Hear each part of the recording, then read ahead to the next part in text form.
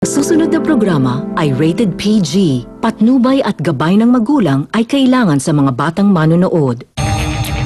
Ang pinakaabangang showbiz headlines ng Webes ihahatid na. Kaya huwag ka nang bibitiw pa, ito todo na ang mainit na chika at intriga. Sara Geronimo, tinalo sina Charisse at Justin Bieber sa survey bilang Best Artist ng isang international network. Solen Yusuf, pasok bilang Hottest Celebrity ng taon.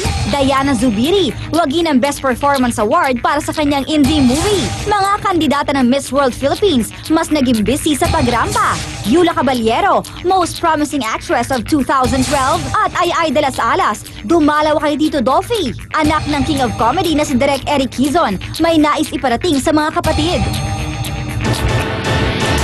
Isang mapagpalayang gabi ng Huwebes po sa inyong lahat mga kapatid. June 21 at pagkatapos po ng makabuluhang programang Insider. Ito naman po ang inyong Juicy. At syempre, ang aking baon ngayon. May mga pinaliligaya tayo. At ang aking buenang manong handog na baon, syempre pa. 2 linggo na po ang nakararaan mga kapatid ay nalungkot ang sambayan ng Pilipino dahil sa pagkadeklara kay Pacman bilang talo sa laban nila ni Bradley. Pero kaninang umaga naman, nang lumabas ang resulta ng pagbabalanse ng 5 hurado ng WBO, dobleng kaligayahan ang naramdaman ng sambayang Pinoy dahil napatunayan natin si Pacman pa rin. Siya pa rin ang panalo. Unanimous na ito. Yes! Malalayo ang agwat. May nabalitaan ako sa Twitter, i-confirm mo na lang. Totoo ba na tinanggihan ni Pacquiao yung belt? Hindi kasi, ang ibig sabihin nito, ang WBO ay hindi pa rin mababawi yung una na nilang dineklarang resulta ng laban. May legalidad yun. Hindi naman pwedeng isoli na lang. Hindi naman magde-demand ka. Ay, Bradley, isoli mo yung belt. Hindi mo pwedeng ganun. Akin yan, hindi iyo yan. Pero I think yung importante yung idea na alam nating panalo. At saka direct, di ba, formalidad na lang ito dahil sa rematch ng November. Oo Di ba, naman. pampainit. Oo naman, Di ba, oo naman. ma-promo scheme. At saka kung meron mang mga- nagdududa na kung talagang nanalo talaga si Pacman, o ayan, mismo, mismo mga hurado, mismo mga Yes. eksperto na nagsabi Mas na si marami Pacman ang na, nanalo. pero Masaya tayo, pero ba't Lima, ngayon lang? lima. Pero medyo nabawasan Lima. yung credibility nito. Parang di ba? Kasi ba't ngayon lang sinabi? Eh hindi kasi hiningi nga ito ni Bob Aaron Puno. Para naman medyo malinis naman ang pag-aagam-agam ng maraming tao na, ay nako, ano ba ito? Luto ito. Parang gano'n. Sana ibig sabihin na aakyat ulit sila sa ring. Tapos Sa November ang rematch. May Oo, rematch. kaya kailangan. Ano ba? Hindi pwedeng ganun. Okay mga kapatid, ito na po ngayon ang ating Express Pasabog Top 5. Express Pasabog Top 5. Solen Yusuf, Hottest Celebrity ng taon. Kabi-kabila ang projects na half-French Kapuso star, kaya naman isa siya sa maituturing na most in-demand actresses sa ngayon. Pero sa kabila ng sunod-sunod na proyektong natatanggap, ano pa nga ba ang mahihiling mo, Solen? Kay media ka na, yaman na album, nag-host ka na, yes, nominated pa. Ano bang mahihiling mo, sir? Ang mahihiling? Love life na pa. You can ask for what? What else? Na fluent ako sa Tagalog. Yun ang pinaka-dream ko. Yun ang pinaka-achievement ko kung darating ako doon. At ibinuking din ni Solen ang kanyang kapatid na si Erwan na sobrang nakatutok sa girlfriend na si Ann Curtis. Pero kung wala si Ann dito, good for me kasi yung brother ko he cooks for me na. pag nandito si Ann, wala akong food. At ito na naman, nagbabalik tayo sa Juicy para sa showbiz. Namnamin mo na ang silya mo. Yes. Malapit na siya bumalik. Oo nga, Alex. Huwag natin pabalik. Haharangin ko. Haharangin mo sa airport. Okay, Ang go! gusto mo pa magbakasyon? Ito na. Ang babae sa septic tank won the Bronze Alhambra Award in the 6th edition of the Granada Cines del Sur Film Festival held in Granada, Spain. Congratulations again. O, diba? The Eugene, The Eugene Domingo Starrer won the said recognition, which is equivalent to the Jury Special Mention Award. Sabi ng Pep Alert. Okay. Great. Direct, Bongga. paano mong babalansehin itong bagong edisyon ng Kimidora ni Uge?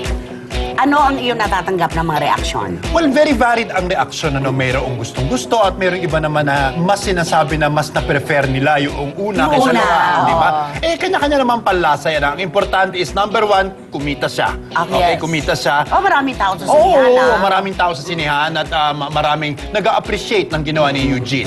Pero kasi naman, ang hirap, Christy, oras ang gumawa ka ng sequel, kahit anong gawin mo sa sequel, it's always so hard to Ikaw, compare yes. it. And para sa isang pelikula like Kimidora na hindi naman natin inasahan ka, napapatok sa takila na sobrang ganda-gandang pelikula. So biglang, yung part 2, napakalaki ng expectations natin Oo doon. naman, oo And naman. To be fair, ibang atake kasi nalagyan ng horror na angulo. Pero Kaya ano lang pa rin direct, naman. yung anggulo ng horror nga, yung mga naglalaban-laban, yung mga espiritu, mukhang doon yata nasunog yung ibang manonood. Medyo ano? na-disappoint ang iba dun sa anggulong yun dahil hindi yun ang ina-expect nila. They were expecting more of what happened in the first episode. Yes. Pero isang malaking sorpresa, ang ganda ng kilita nitong Kimidora sa mga nakaraang pelikulang sinundan niya. Yun ang mahalaga. Yun ang mahalaga Yun doon. Na yun din ang mahalaga. na-predict natin dito, di ba? Oo, sinabi na natin yun eh. Di ba yun ang sinabi natin na Ang masisira yung pinaka-importante sa Kimi Dora 2, kasama ako. Ay, Ayun. ilan ang linya mo doon?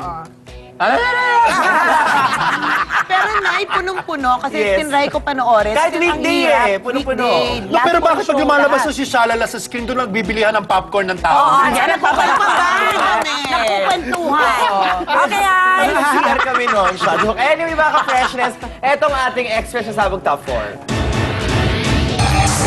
Express Pasabog Top 4. Ay de las Alas, dumalaw kay Tito Dolphy. Dinalaw ng box office queen na si Ay de las Alas ang Comedy King sa Makati Medical Center kahapon. At ito ang kanyang nasabi ng aming siyang nakapanayam. Dasal na lang tayo for Tito Dolphy. Siyempre po, mahal na mahal natin ng Comedy King. Mahal na mahal po siya ng industriya. Magdasal po tayo for him. Nalungkot ako sa interview. Welcome Iyak sa back. ay- Ito naman, oh. Minsan ko lang nga magawa to eh. Hindi sinabi ko sa BTR. Okay, iyak sa welcome AI. back to Sige, Juicy go. at Showbiz Feed again. Dolphy, kinakantahan ni Shasha sa ospital. Sabi ni Ray Pumaloy sa Abante. Oo. At saka siguro, isa yon sa mga elemento na kailangan ni Tito Dolphy ngayon. Sabi nga natin, yung mga may sakit, yun ang mas matindi ang pandinig, di ba? Yung ganon. At tayo maligaya dahil direct nakita naman natin yung mga balita ngayong maghapon na tuwan-tuwa ang pamilya dahil medyo gumanda ang kanyang kalagayan Yes, ngayon. correct. Bagaman sabi nga ni Eric Kison, nasa sitwasyon pa rin ng critical ang Critical kasama. stage, pero- Alam mo, Nay, Nagising mo lang kahit paano. nasabi rin dito na ano daw, si Shasha daw, umuwi lang para magpalit. Doon na siya ganyan. nagmi-meeting. Oo, doon na Yeah. nagmi-meeting. Pero alam Tsaka mo, iPad, girl, Twitter I think lang. ang hindi maku-question ng kahit sino man yung amount ng dedication at pag-aaruga Yes. at pagmamahal Yes. ni Shasha para kay Mang Eto, Fedor. nakakatawa rin ng mga Twitter people, mga tao sa cyberspace kasi dalawang bagay ang nag-trend ngayon, yung prayers for Dolphy and yung Dolphy for National yes, Artist. national. Oo, ayan. Pwede na ba natin talakayin yung tungkol sa national artist? Yes. Kasi nanindigan ang palasyo na wala daw silang magagawa tungkol dito hanggang hindi nare-resolbahan ng Supreme Court yung naunang inapila ng mas nakararami na hindi karapat-dapat si Direk Carlo J. Capras, Mrs. Cecil Godote Alvarez at iba pa bilang national artist. Ang punto naman natin dito, noon pa naman karapat-dapat si Tito Dolphy. 3 nominasyon na nga ang ibinagsak siya, di ba? Hindi natin sinasabi na ito po ang panahon para ibigay nyo na dahil kailangan-kailangan.